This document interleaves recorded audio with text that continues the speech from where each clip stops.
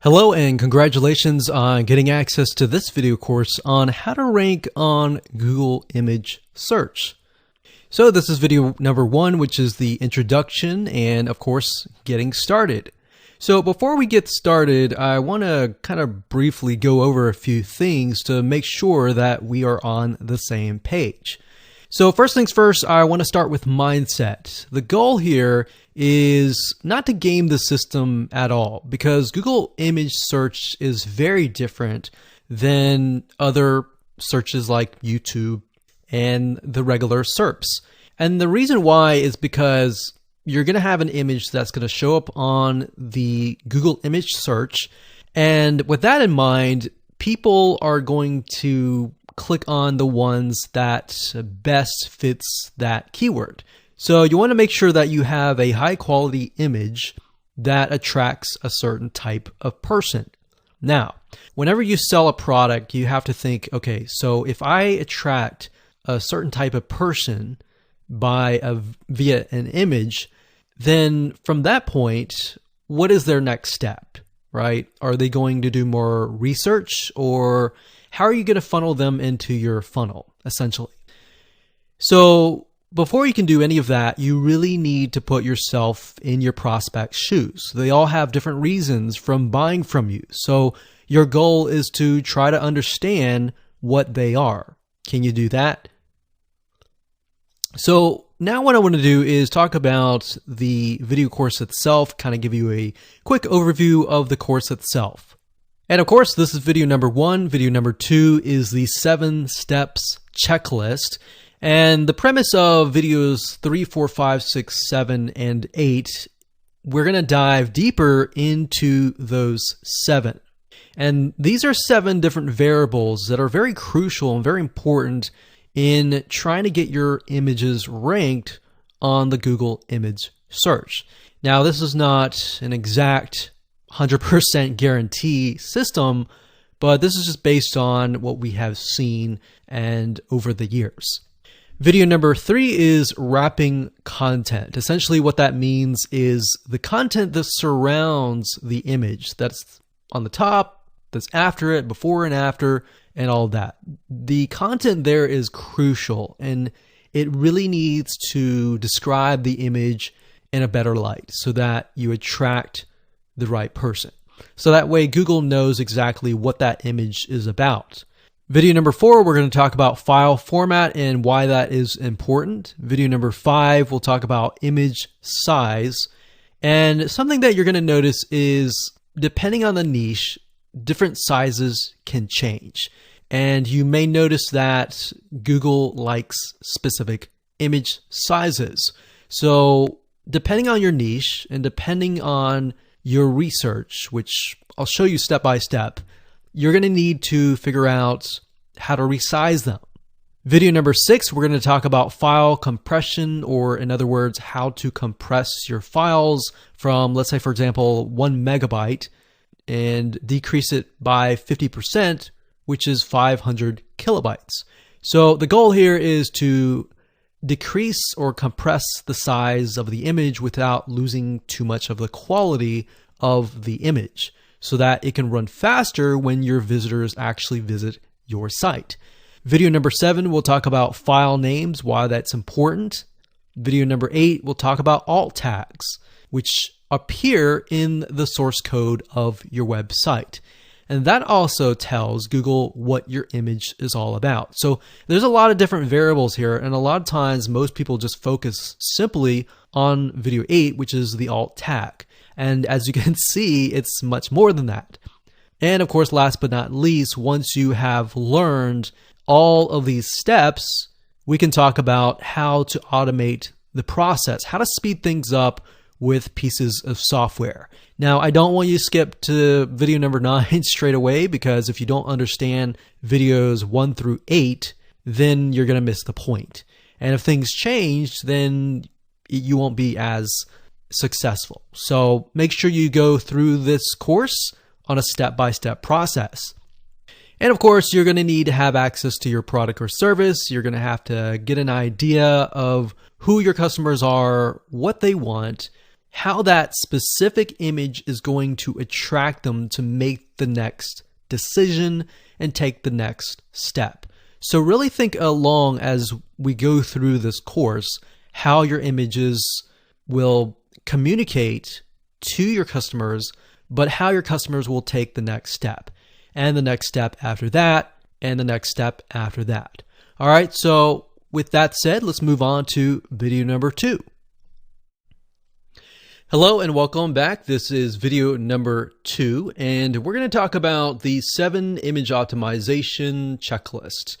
So from here on out, we are going to dive into some practical application.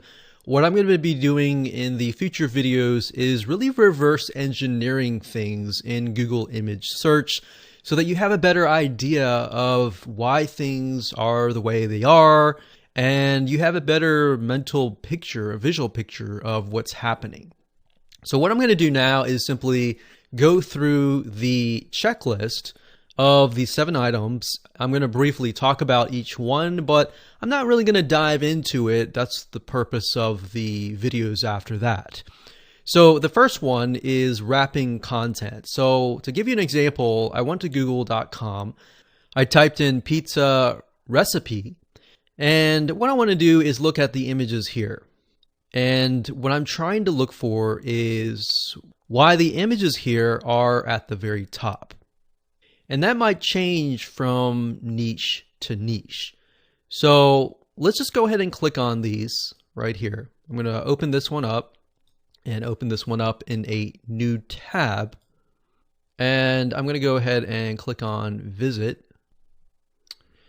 Now, whenever we do this in the reverse engineering process, I want you to load the blog that the image is located on. And then, of course, look for the image. So the image is here. So the first item of the checklist is wrapping content. In other words, the content that is surrounding this image is crucial.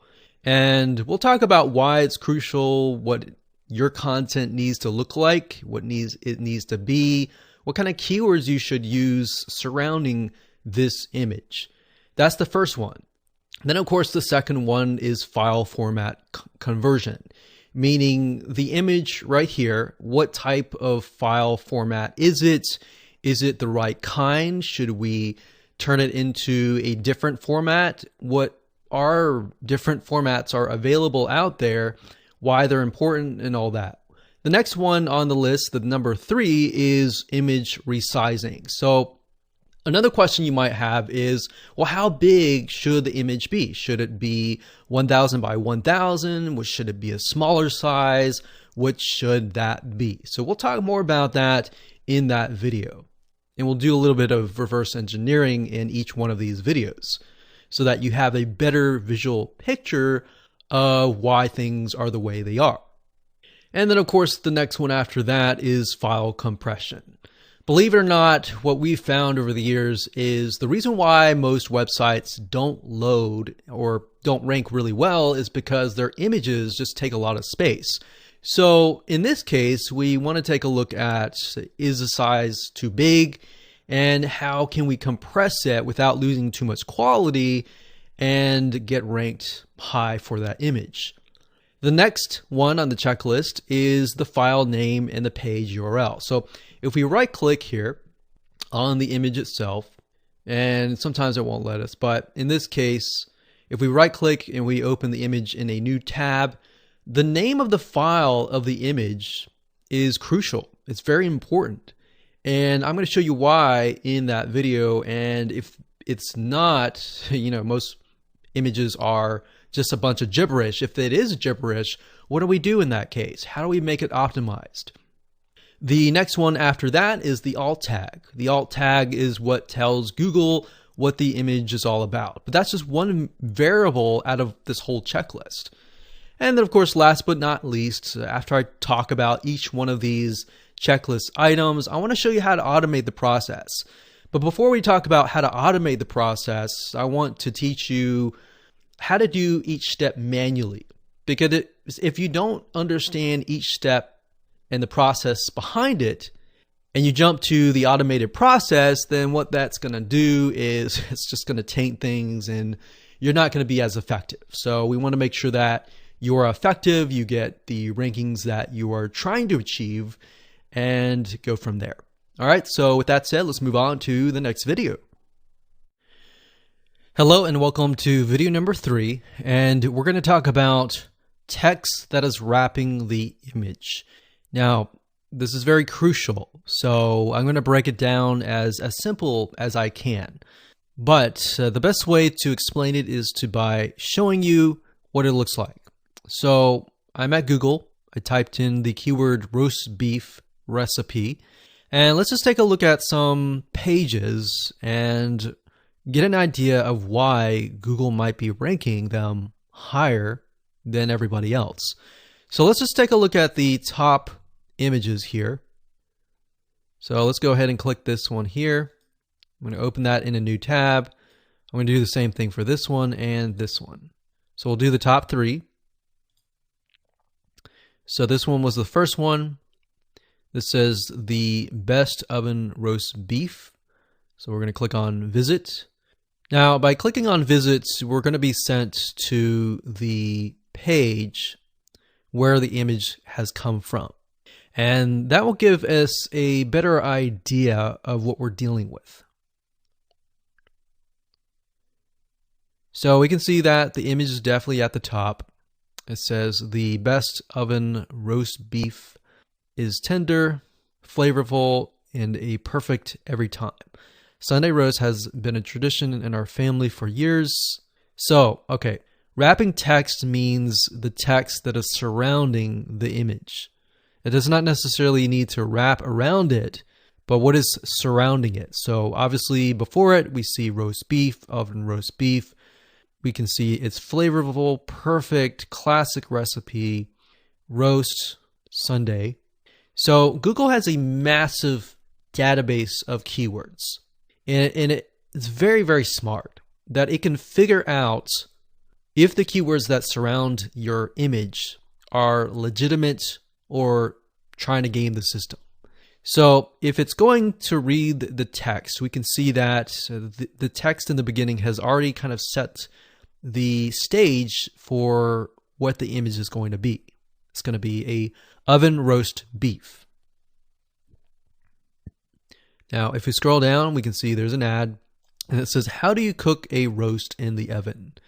Don't be intimidated by oven roast. It's going to be easier. There are a few tricks to getting that buttery melt in your mouth roast beef you love. So Google knows just by reading this, okay, it has something to do with cooking roast beef in the oven, something about mouth, it tastes good.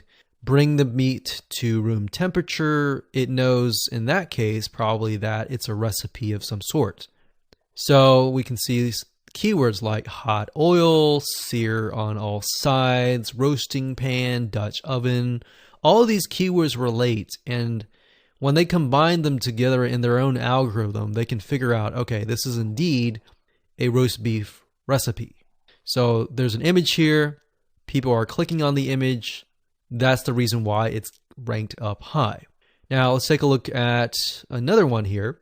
Let's click on visit. And I believe this one was the second image. We can see that the image is surrounded by text. And what's interesting to me is the format here is very similar to all the other ones.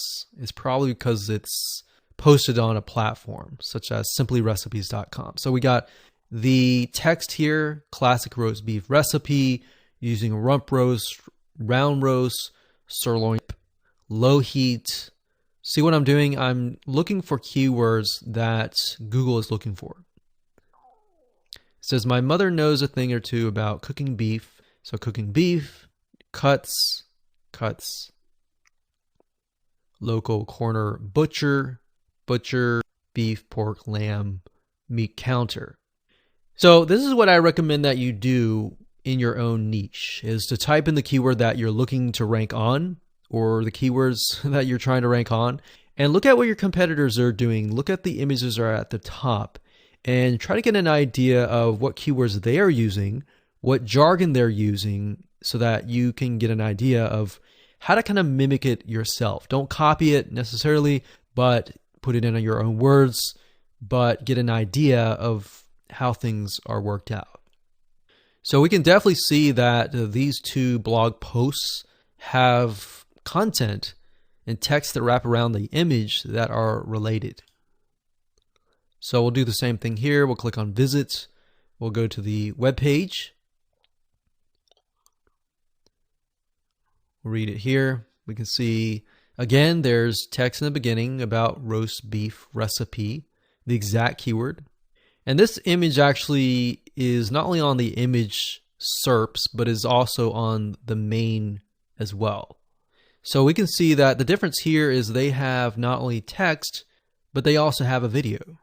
Now, I will say a little tip is that if you put a video, especially a YouTube video, on your page, that will get your page ranked higher. Google loves to see its own properties on your page. All right, so we can see, we read around it. This is definitely how to cook a roast beef. Okay, so now that you see why the text that is surrounding the image is so crucial and so important, beyond that, how are you going to get keywords? All right, so that's the next question, is where are you going to get these keywords? So one way is simply go to Google, type in roast beef recipe, and just see what you get. So right here is what we call Google suggested keywords. These are keywords that drop down. The reason why they drop down is because they are highly searched keywords. So in other words, in order to appear in the drop down, they have to be highly demanded searched keyword terms. So in other words, thousands and thousands of people are literally entering these in. So this gives us an idea of the different topics that we could potentially write on. So we got roast beef, slow cooker, oven for dinner, crock pot. We could also include these keywords in the wrapping text as well. Now, if you click that and you go to the main Google SERPs right here, you scroll all the way down to the bottom, you're going to see a bunch of keywords here. Now, we could get more specific, like roast beef gravy recipe. Scroll down all the way down to the bottom and see what kind of keywords they give us. And if they fit, I highly recommend that you include them in the text that is wrapping the image. And try to keep it simple, but try to make it interesting. Because at the end of the day, you are trying to appeal to the human being that is reading this. And if they like it, they stay on your page longer, and all the variables match up that we're talking about, and the human engagement matches up, then your images are more likely to rank higher. Hello and welcome back. This is video number 5, and we're going to talk about image resizing. Now, the reason why you're going to want to resize your images is if they are way too big. Now, this isn't necessarily proven by the Google algorithm, but if you go to google.com, you type in a keyword that you want, you click on images, and you scroll down here. So this is the sponsored area. This is not what we're going to look at. But if we keep scrolling down, you'll see that Google tells you the exact sizes in pixels. So for this niche, we have 600 by 400, 1000 by 1000, 1000 by 630. So they're decent size images. So 800 by 800. Now some niches we've noticed that they are small, like 600 by 600 or 500 by 500. So what I recommend is always look at your niche. It could be different. And then take a look at what the sizes are. And if you can kind of find somewhat of a pattern, then try to choose an image of that size. If your images obviously are smaller, that's fine. If they're really, really big, oftentimes images you may not realize, but a lot of them are very, very big. So what you want to do is you want to decrease the size as much as possible, simply because looking at all the other variables, you want to make your images fast. And to make them fast, you want to decrease the sizes. Now, how do you do that if they have already been uploaded? Well, if you have a WordPress site, then if that's the case, there are plugins out there that will help you resize the image. So after you've done kind of some brief intelligence and research, then you can install these WordPress plugins. So one of the ones that we recommend is it's called Resize Image After Upload. So these are specifically for images that you've already uploaded. And what this will do is it automatically resizes images with certain maximum heights and widths. So this plugin is quite useful. Another one is called I Am Sanity. That's I Am Sanity. And as you can see, it automatically resizes huge image uploads down to a size that is more reasonable for display in browser. So remember, Google is trying to cater to different types of people with different types of display browsers, meaning some have mobile phones, some have desktops, some have Macs, some have Windows computers, some have very different size monitors. So they're trying to display different sizes to appeal to different people. And that said, we want to make sure that the image loads as fast as we can. A lot of times when you download images from royalty-free stock footage libraries, a lot of times they are big, like 2,000 or sometimes 5,000 by 5,000. So you need to make sure that you're consistently resizing them. Now, if you're not using WordPress and you would prefer to do this manually, you can do something like use Photoshop. So we've got Photoshop here, and I'm going to pull it up here. So this is one way of doing it, and you can actually easily resize an image by opening it up, as you can see here, clicking on Image and Image Size. So we can see by default that this image is about 900 by 599. Now, if we've done our research and we found that the top ones in that particular niche are about 600 or even 500, we want to type 500 and click OK. And then of course we can save it, the file as it is, and upload it to our website. So that's another way of doing it, but personally I would recommend just using those WordPress plugins because they're a lot easier and you don't have to fiddle with this manually. But this is one way to decrease the size of your images. Hello and welcome to video number 4. And in this video, we're going to talk about image conversion. So why would you want to convert your images from one type to another? Well, as far as what we've been talking about, how to make the images faster, load quicker, so that the experience for your visitors are going to be a lot better. So there are different types of images out there. We've got PNGs, we've got JPEGs, we've got GIF files, and we have all sorts of other files as well. JPEGs are a lot of times very compressed. They kind of lose their quality, but at the same time, they're compressed, they load quicker. So it really comes down to how much of the image are you willing to lose?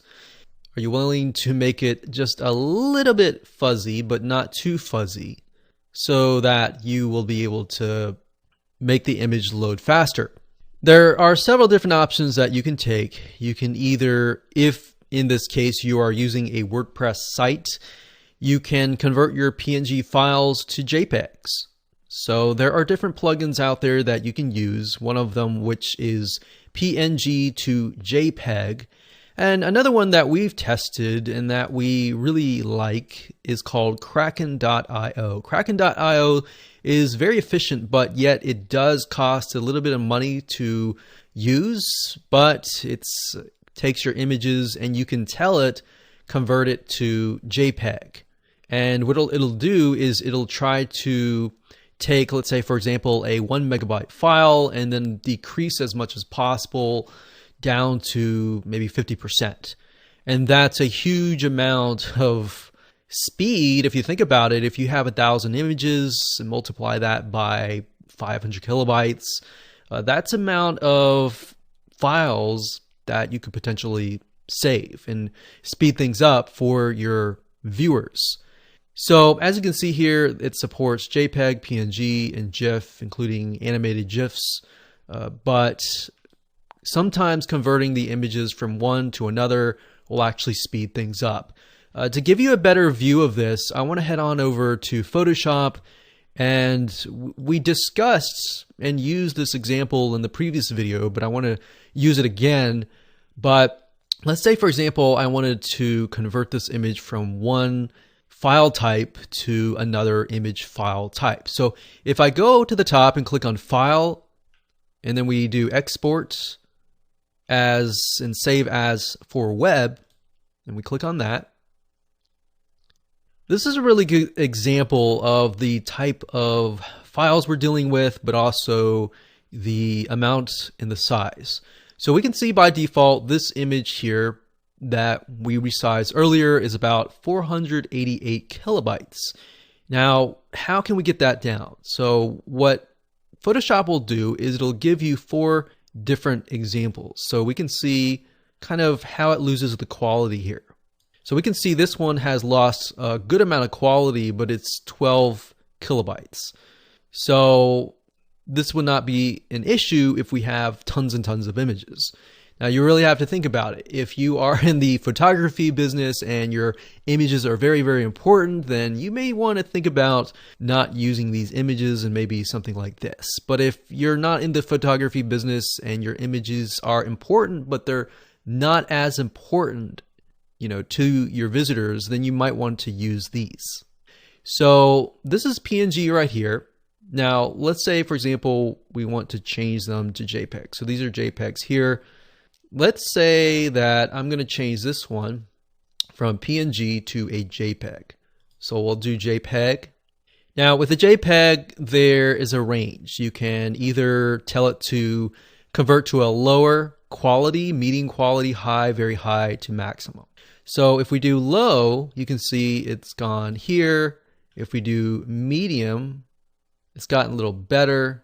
And if we do high, the quality looks about the same compared to this one. But the difference is this is 400 kilobytes versus this one is about 20 kilobytes. So that's a huge, huge reduction if you think about it.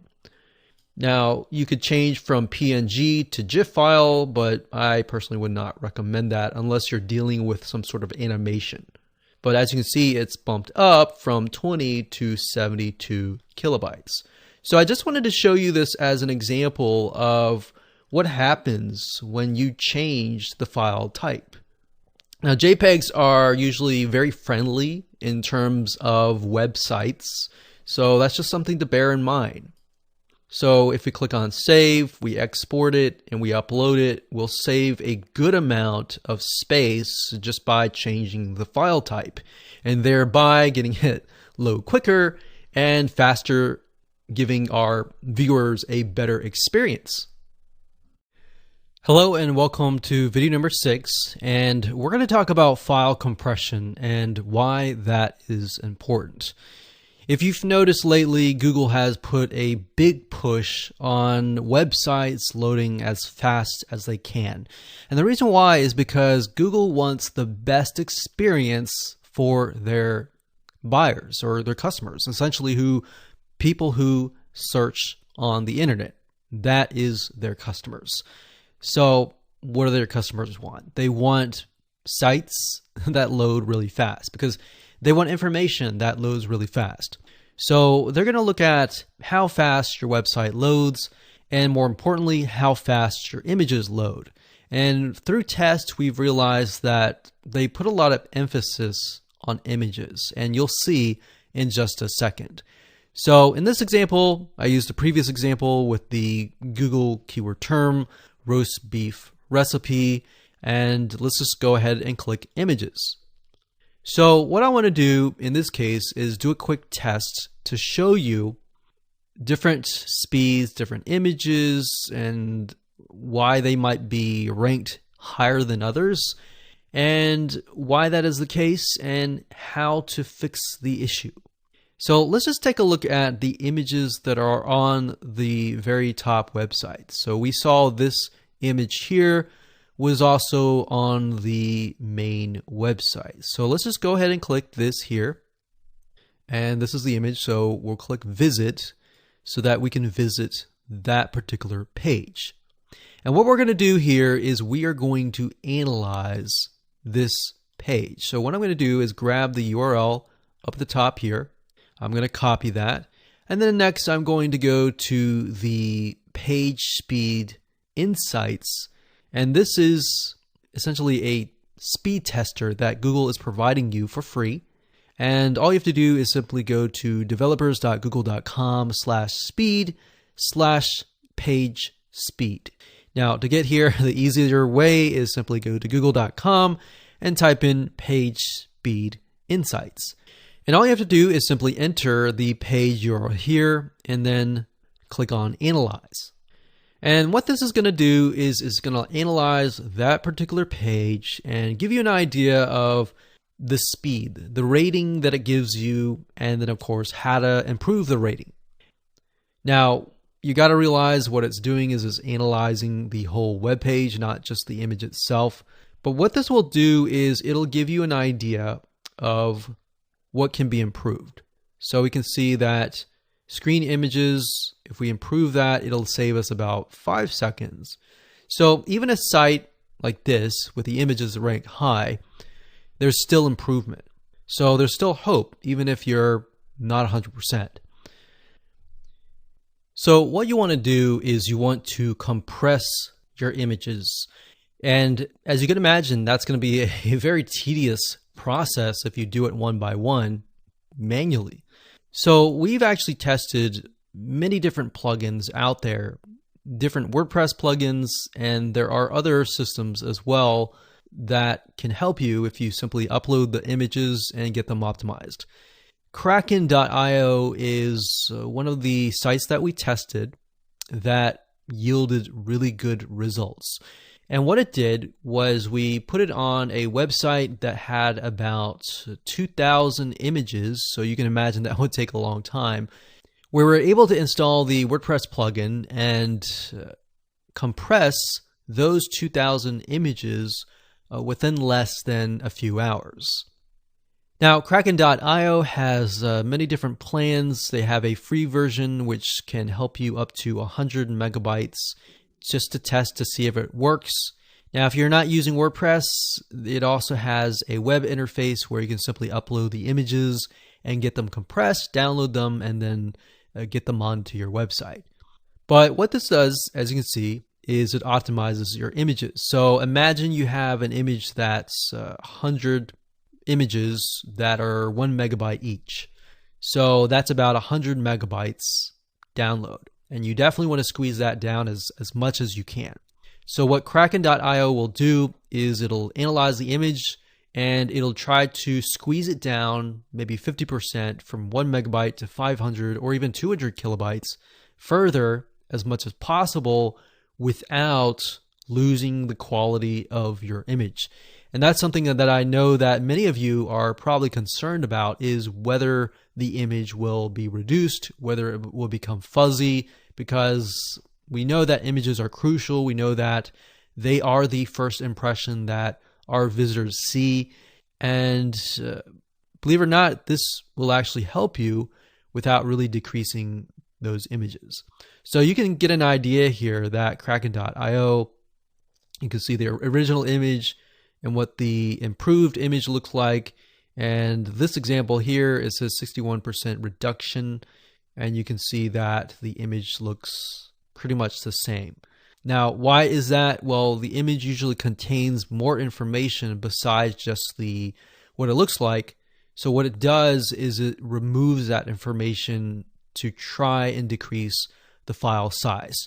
So as you can imagine, Google is trying to make sure that your page loads fast.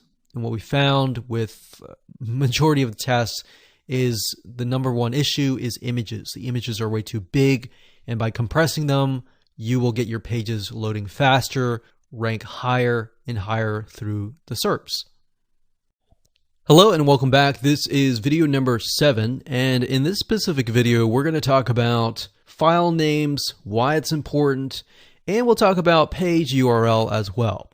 Now, the best way to show this is to again reverse engineer what Google ranks as popular for specific keyword terms, and then taking a look at them and getting an idea of what you need to do in your own website. So here I'm at google.com. And I went ahead and typed in 30-minute chicken soup recipe, just because I'm hungry for some chicken soup. So as someone who is interested in this particular area, I've typed it in, I've clicked on the images, and I'm looking for something that really appeals to my eye. So image search is not just about trying to game the system, but really trying to appeal to that specific person who is typing in that keyword. So it needs to be presentable. It can't be something that is trash, essentially. So as I'm going through here, I clicked on this one because this one actually caught my eye. And it's a big bowl of soup, chicken soup. It's got a ton of vegetables in it. So I'm going to go ahead and click this. Now, I want you to specifically watch carefully as I'm doing this. So, for example, I'm looking at the image here, and the next step is to click Visit. So, we're going to visit this person's website, and we're going to look for that specific image. So, obviously, there's going to be many images. We don't know if it's going to be the first one, the second one, or what. So, let's just go ahead and scroll down. Click X there. So we got that there. Let me minimize this to about 100. So we see right away that this is definitely the first page. Now that's interesting. Now, what I like it to do is, regardless of what browser you're using, whether it's Google Chrome, Safari, or Internet Explorer, what you want to do is you want to right click on that image. And then you want to click on Open Image in a new tab. And the reason why we want to do this is this. So we can see here that this is the file name. It says chicken noodle soup -5.jpg. So Google's going to read the file name. So they can see that it is chicken soup, noodle soup. And if you think about it, that's what I typed in, chicken soup. So that's relevant, right?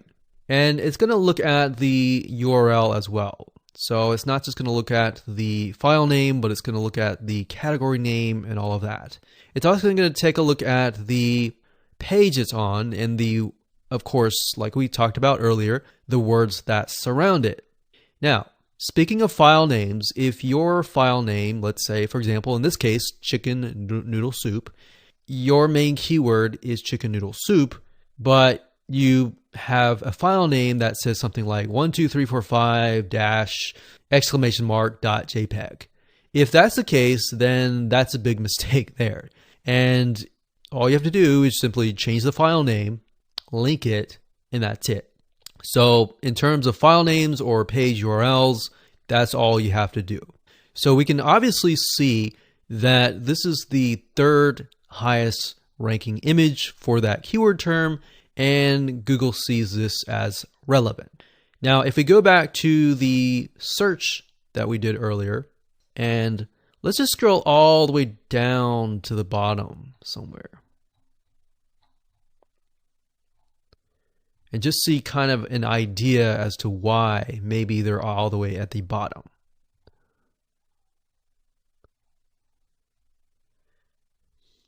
Now, another reason why a lot of these are at the top is because people are clicking on them, and that tells Google that they're relevant. So a lot of these may not, as we can see, we scroll down further down, they don't look like the normal chicken noodle soup. And that's because people are interacting with it. So that's why I said you can't really game the system, because this is all about human engagement and interaction. Now this one here says 30-minute chicken soup. Now that's a YouTube video, so that we're going to go keep going down. Tomato chicken soup. This one here.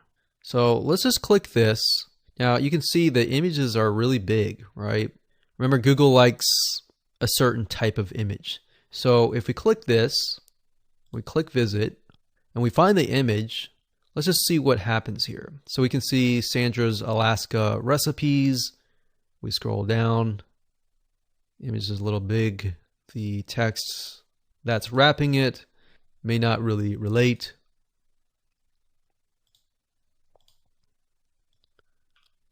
So see that? So the file name is way too long. The page URL is way too long. And that's another thing. When I talk about page URL and file name, they're all together, clumped together, but your page URL, you want to make sure that it's short. You don't want to have it too long. So we can see that the file name here is chicken%2 b noodle soup cheddar cornbread.jpg. So the problem with this is that there's all these %2 signs and all that. What you need to do is, if you have spaces, use hyphens. So it should look like this, like a hyphen. Don't use underscores, just use hyphens to kind of signify spaces. So it should be as simple as chicken-noodle-soup.jpg. So as you can see here, and this is reverse engineering this, that this is all the way at the bottom. This is probably number 100 or more. And it's all the way at the bottom, and it's got a long page URL and very long, very confusing file name.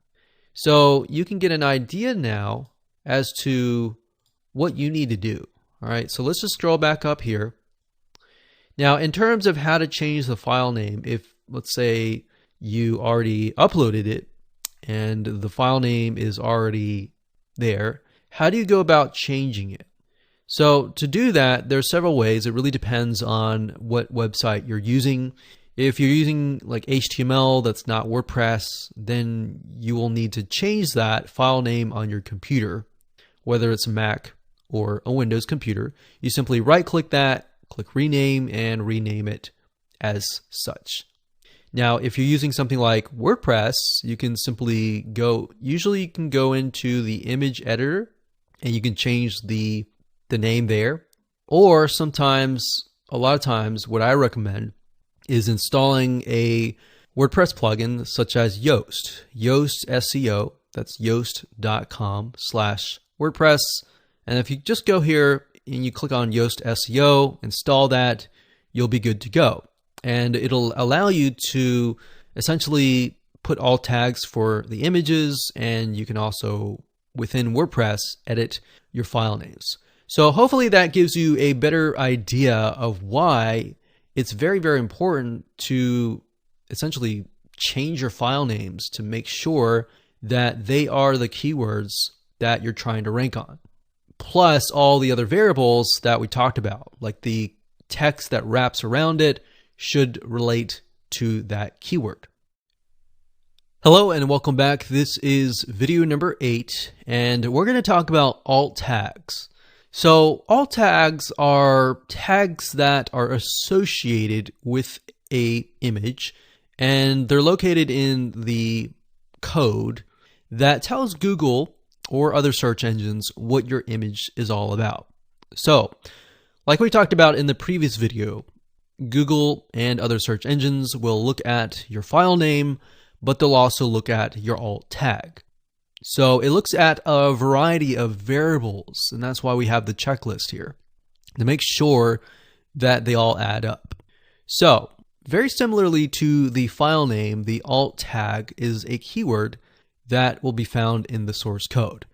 Now, to give you a better idea, what I'm going to do here is use a very similar example that we used in the previous video with the chicken noodle soup. So what I like to do is to reverse engineer it, is simply go to Google, type in the keyword that you want, find the image, which we clicked on that, and then we landed here. And then remember, we right-clicked and we opened the image in a new tab. The reason why I do this for this specific task is to get an idea of what the file name is. So what I want to do is simply copy that, Now, if you're using WordPress, which this lady here is definitely using WordPress, WordPress can sometimes take your image and then, of course, create many different sizes and formats so that depending on the device that you're using, it will show that image. So that shows Google that they are indeed different platform friendly, meaning different mobile phones, different computers, different operating systems, different computer monitor sizes. So we can see that here. What we want to do is we want to right click and then click on view page source. Now, I just want to prepare you and say, don't be scared. You're going to see a lot of code that may look unfamiliar to you, but don't freak out, okay? It's actually a lot simpler as it looks. I'm just showing this to you so that you have a better idea of how it works and why it works, right?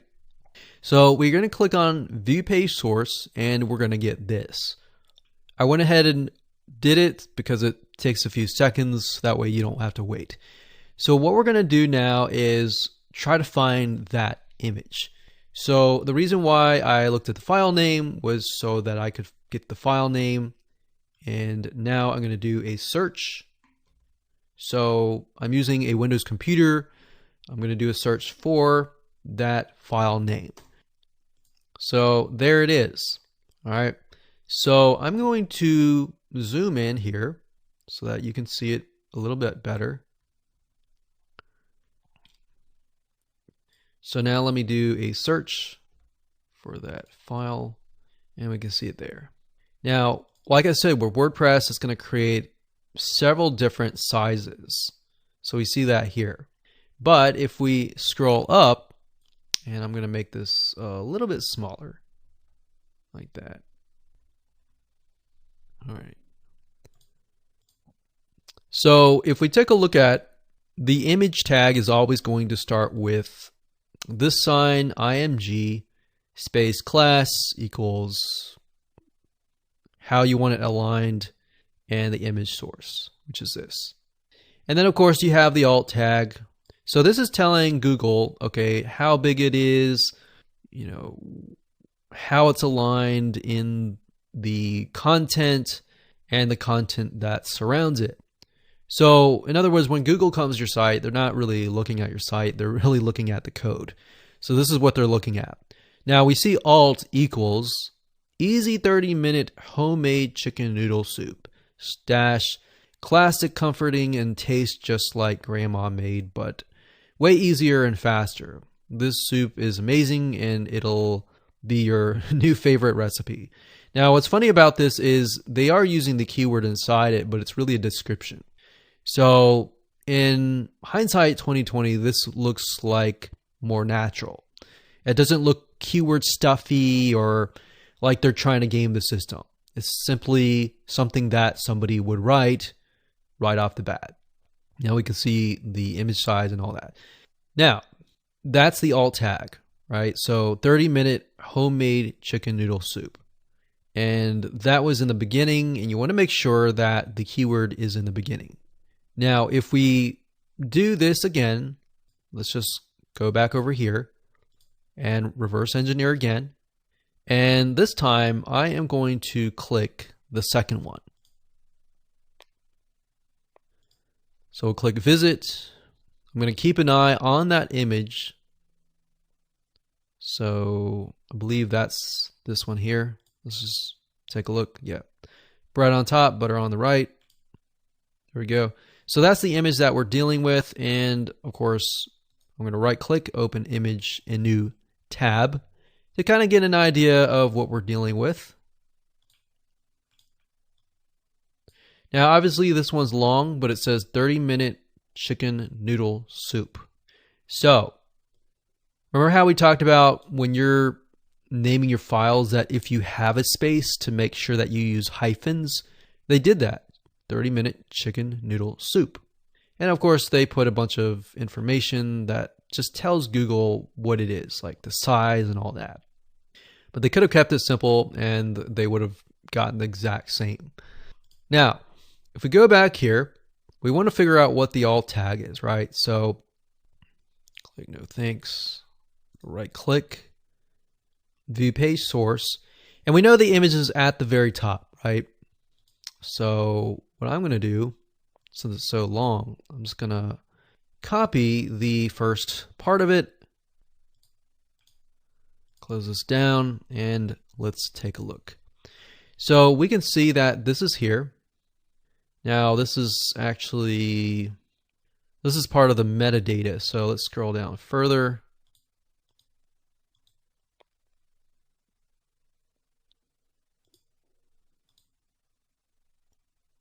Okay.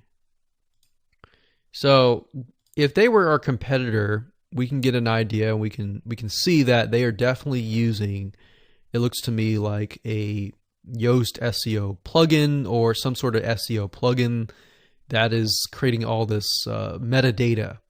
And metadata essentially is data that the search engines use. Okay, so this one's a little bit more difficult to see. Let's see, alt. Okay, so after looking for a few more seconds, I found it here. This is here. So if you're thinking, well, this looks too complicated, just try another image. All right, go to a different image, get an idea. And I'm really just showing you this as a way to reverse engineer it to give you a better idea of how it works. You don't have to necessarily do this yourself. But this is a good way to figure out what your competitors are doing. So we can see here it says IMG. And let me zoom in just a little bit.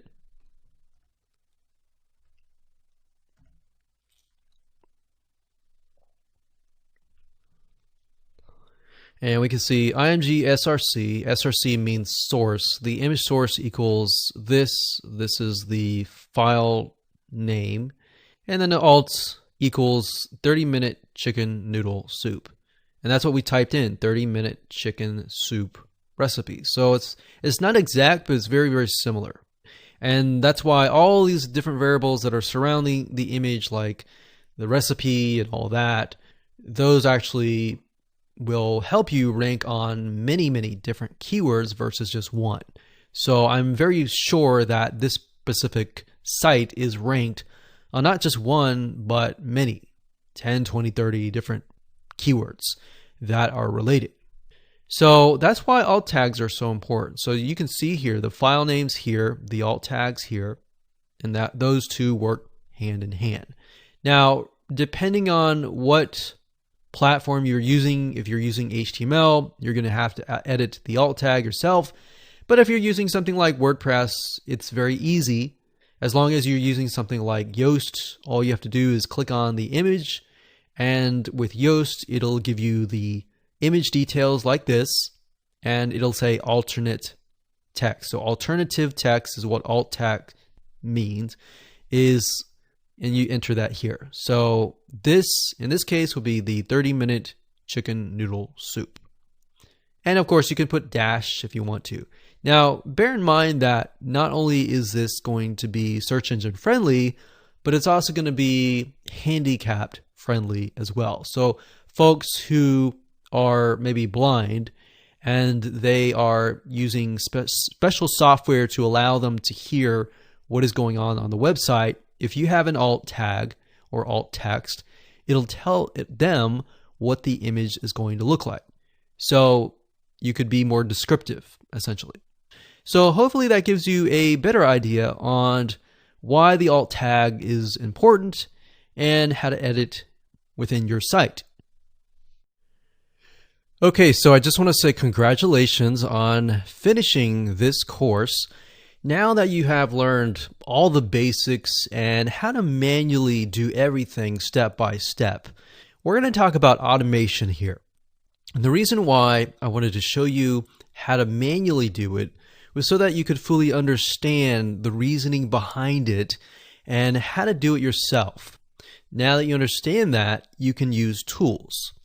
A lot of people make the big mistake beforehand to actually use tools first, and by doing that, you aren't really aware of why things work the way they do. So if things change, you don't realize why they change. So now that you have kind of a better insight into how things work step by step, how to do it manually, even how to outsource it if that's the case in the future.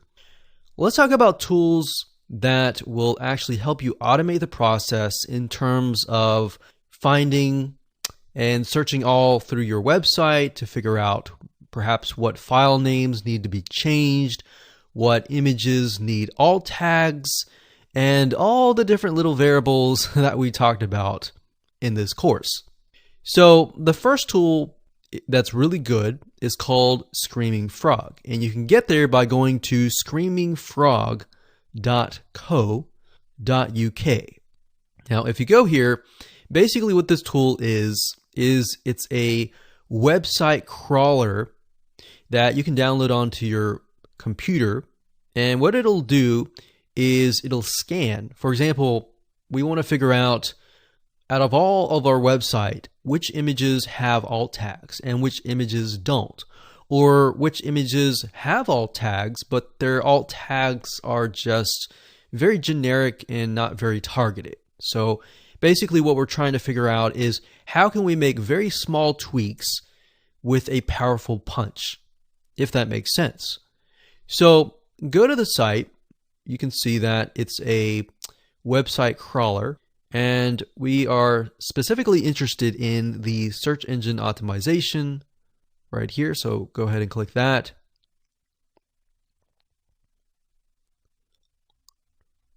And you can get an idea of what it offers, essentially. But we're specifically interested in the SEO spider right here. So let's just go ahead and click that. So there's a free version and there's a paid version. I recommend that you download the free version to make sure that it actually works on your computer. But the reality is that the paid version is really where it's at. And yes, it does cost money, and so does the other tools that we're going to talk about. In fact, this one is actually cheaper, but it will really give you a better view of what's going on in your website versus you going through and trying to figure out what is actually alt tag, what is targeted, what is not, and all that. It's a very time-consuming and tedious process, as you saw in the previous videos. So as you can see, click on download, and they actually have for Windows.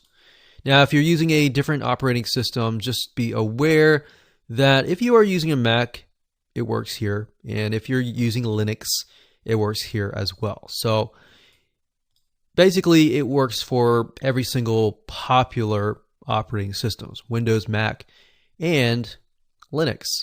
So as you can see here, it finds broken links, which is crucial, but that's not really what we're trying to figure out here. We're really doing image optimization, but really what we like is, if you scroll down, the visual site architecture kind of gives you a map of what your site looks like. It also crawls JavaScript websites, but beyond that, it will actually tell you whether the image has an alt tag, what the file names are, and it'll tell you a lot more detail in terms of trying to get those images search engine friendly, get them into the Google search engine very, very easily. So I can guarantee you this is something that your competitors are most likely not using. So in terms of image optimization and other SEO audits, this would be the tool to go to.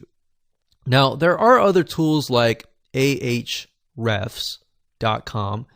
and this is something that we've used before. And this tool is a little bit different. It's more extensive. It's a lot more expensive, but it's extensive in the sense that it allows you to not only get a better idea of what's going on in your site, but how it ranks in the real world. See, Screaming Frog, all it does is mainly it crawls your site to give you an idea of what's happening on the inside. Ahrefs, on the other hand, will give you an idea of what's happening not only on the inside, but on the outside. How you rank against competitors, where you rank on the Google SERPs, what rank it is, what content is most popular. And that gives you a better idea of essentially how to take your business and how to take your website to the next step, if that makes sense. So as you can see here, it gives you an idea of the backlinks, who's referring to you, what kind of organic traffic you're getting, and all of that. Another great tool is called Moz, Moz.com. Moz is very similar to Ahrefs in the sense that it'll tell you what's going on in your business, but it'll give you a better picture of what's happening beyond that as well. So what I would say is start with Screaming Frog if your intention is the image optimization process. And once you're done with that, then go beyond that and take it to the next level and use either ahrefs.com or moz.com. Either or is good, but the main one is screamingfrog.co.uk.